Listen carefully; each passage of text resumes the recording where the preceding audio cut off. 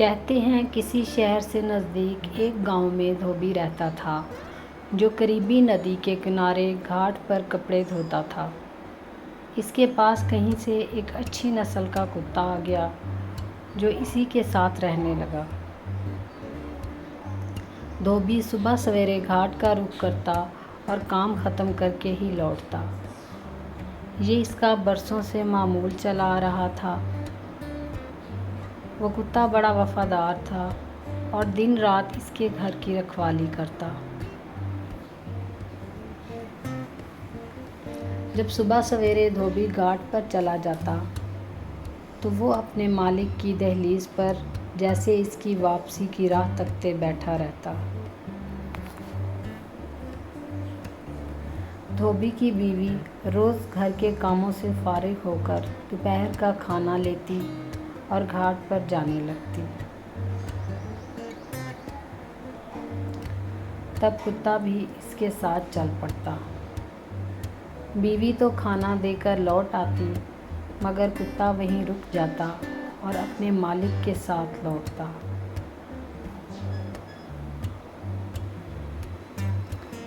یہ اس کی عادت بن گئی تھی۔ دھوبی کی بیوی کھانا باندھتی تو ایک روٹی کتے کے لیے بھی ساتھ ہی باندھ دیا کرتی تھی کہ گھاٹ پر اس کا شوہر کتے کے آگے ڈال دے گا۔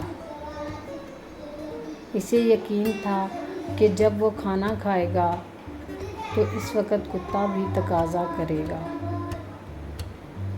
دھوبی کی بیوی کھانا چھوڑ کر واپس آ جاتی اور ادھر وہ بے زبان جانور گھاٹ پر اس انتظار میں رہتا کہ کب مالک روٹی نکالے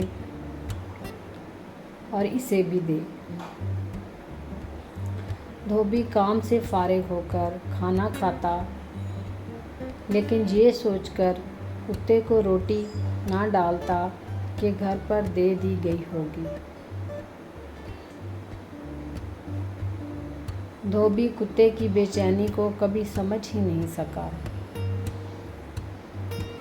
کتا کمزور ہونا شروع ہو گیا اور ایک روز مر گیا۔ گاؤں والوں نے بڑا افسوس کیا۔ سب اس کی موت کی وجہ جاننا چاہتے تھے۔ ایک روز چند گاؤں والے جمع تھے کہ کتے کا ذکر نکلا۔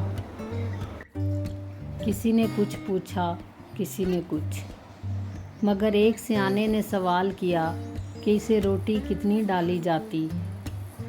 دھوبی نے بیوی کو بلایا کہ بتاؤ کتے کے آگے روٹی کتنی ڈالتی تھی۔ تب یہ راز کھلا کہ انجانے میں دھوبی سمجھتا رہا کہ گھر اور اس کی بیوی سمجھتی رہی کہ گھاٹ پر کتے کو روٹی مل رہی ہے، مگر ماجرا اس کے برعکس تھا۔ یوں سب اس نتیجے پر پہنچے کہ کتے کی موت کی اصل سبب بھوک اور فاقہ ہے۔ تب کسی سیانے نے ایک در پکڑو اور مضبوط پکڑو، اور یوں یہ کہاوت مشہور ہوئی کہ دھوبی کا کتا گھر کا نہ گھاٹ کا۔